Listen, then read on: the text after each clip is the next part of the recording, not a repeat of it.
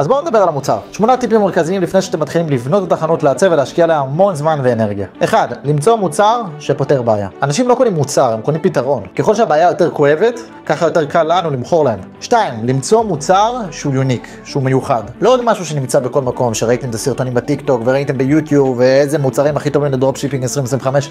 לא, אל תעשו את זה. תמצאו מוצר עם בידול. שיש סיבה למה לבחור בפתרון שלכם על פני פתרונות אחרים שהלקוח הפוטנציאלי מכיר. 3. לתמחר בצורה ריאלית. המחיר חייב להיות ריאלי, קודם כל ללקוחות, ומעבר לזה הוא חייב להיות כדאי לנו מבחינת רווחיות, מבחינת הביזנס. מכפיל נכון שווה עסק בריא. אם אתם עוסק פטור, הייתי ממליץ לתמחר כפול 3 זה בסדר, ואם אתם עוסק מורשה והם משלמים מע"מ, אפשר להכפיל בכפול 3.3, 3.4, וזה יהיה מעולה. 4. בדקתם והבנתם לעומק שיש באמת שוק למוצר הזה. ואל תתבססו על תחושות בטן, על נראה לי שזה יעבוד, על המשפחה אומרת שזה אחלה מוצר, או ראיתם באיזשהו מקומות.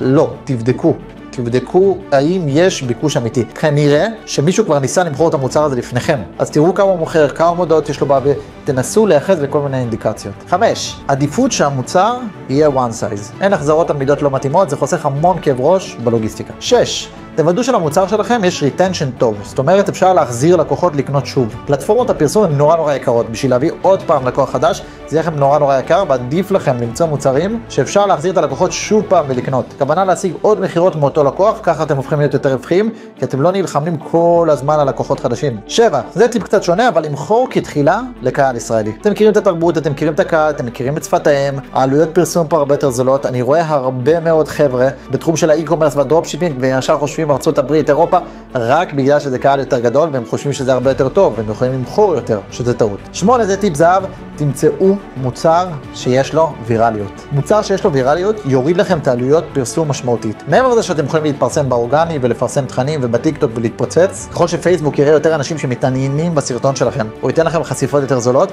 ותוכלו לפרסם יותר בפחות כסף. זה הופך את השיווק להיות הרבה יותר זול. אז בואו נדבר על הדף מוצר. דף מוצר הוא הלב של החנות, והכי נוח להסביר את זה אם מדברים במונחים של לידים. הוא שווה ערך לאיש מכירות שיושב מול לקוח פוטנציאלי ומסביר לו את הכל. אז המשמעות היא נורא ברורה, ולהעביר ללקוח את כל המסרים שהוא צריך בשביל לקבל את ההחלטה. כי זה אי-קומרס, הרי אין לנו מישהו שבאמת מוכר. הדף מוצר מטרתו לעשות את העבודה, אנחנו מכניסים טראפיק, והדף מוצר אמור למכור לנו את המוצרים. דף מוצר טוב לא מסתפק בתמונה ותיאור קצר. הוא בנוי כמו שיחה חכמה עם איש מכירות. כמו שאיש מכירות עובד עם בריף מסודר של מה להגיד, איך לגעת, איך לפתור בעיות. אותו דבר הדף מוצר שלנו. ולא לעשות איזה דף מוצר של כפתור רכישה של פייפל, ותיאור כמו כתבת חדשות, ואז בואו עוד מוצרים שלנו. אל תזלזלו בלקוחות שלכם, הם הרבה יותר חכמים מזה. צריך להיות גיפים, סרטונים, בנדלים, למה אנחנו ולא מתחרים, חוות דעת אמיתיות, שאלות תשובות, סקשן של ערך, סקשן של יתרונות, אפילו הבטחה כספית שאם המוצר לא עובד, קבלו את הכסף חזרה.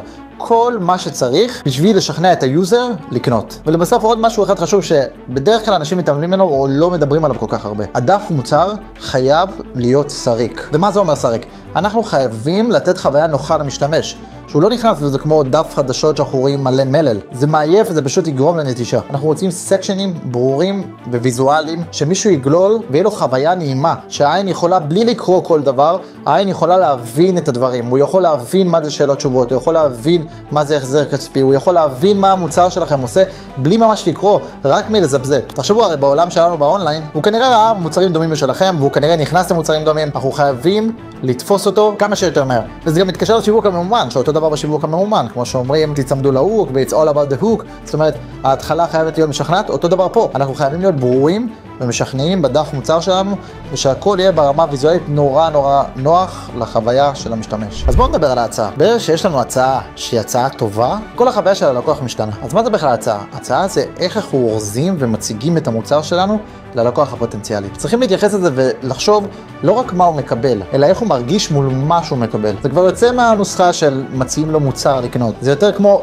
דיל מטורף שהוא פשוט לא יכול להתעלם ממנו והוא לא יכול לפספס אותו. הלקוח פשוט מרגיש דחף עצום לקנות, כי אם לא ברור לו שהוא מפספס פה משהו גדול. ההצעה לא בנויה רק על המוצר עצמו, אלא העיקרון פה זה לתת לו תחושה שהוא מקבל הרבה מעבר למה שהוא משלם. דוגמה פשוטה, נגיד שיש לנו שמיכה שמקררת אותנו בלילה, סתם דוגמה.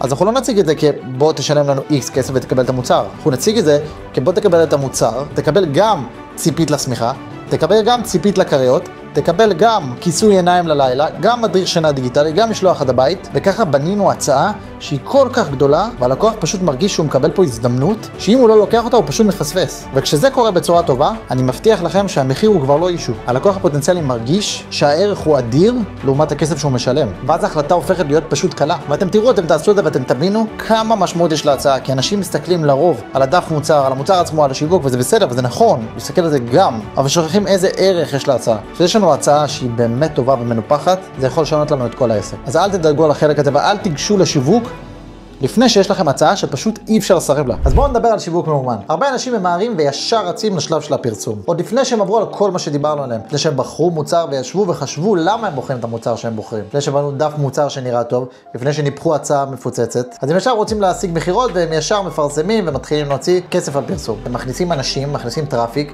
זה מה שאנחנו עושים בשיווק. אנחנו קונים את התנועה לאתר שלנו, לאתר שהתשתית שלו היא עדיין לא טובה. הבסיס שלו עדיין לא טוב. המטרה היא שכל מי שנכנס לאתר ירגיש שהמוצר הוא נורא ברור ופותר לו את הבעיה, זאת אומרת הוא רלוונטי אליו. ההצעה היא כל כך חזקה ומנופחת, ודף מוצר מסודר שנותן את כל התשובות לכל השאלות שלו. בשלב הזה, האתר הופך להיות האיש המחירות שלכם. ואנחנו יכולים להיות רגועים, כי אנחנו יודעים שכביכול האיש מחירות שלנו עושה את העבודה. ואנחנו יכולים להיות עסוקים בפרסום ולהכניס טראפיק לאתר. רק אחרי כל זה, פה נכנס השיווק מאומן. בואו נדבר על איך עושים את זה בצורה טובה. אז כשמפרסמים, כל מוצר חייב להביא מסר איתו. אני תמיד מתחיל בשאלה של מה המוצר שלי פותר בכלל. מסר שיווקי הוא בעצם הדרך שלך להסביר ללקוח הפוטנציאלי למה הפתרון שלך משנה לו את הבעיה שלו. דוגמה הכי פשוט שיש.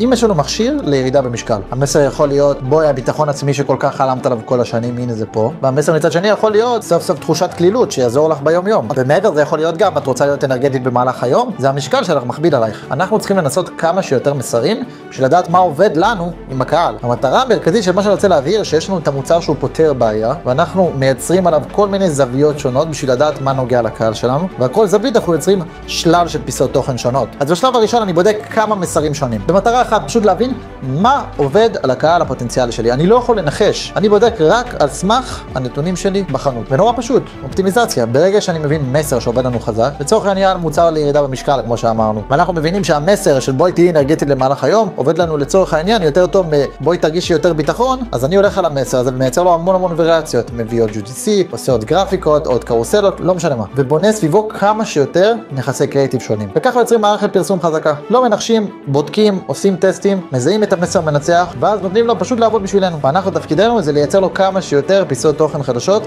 על אותו מסר.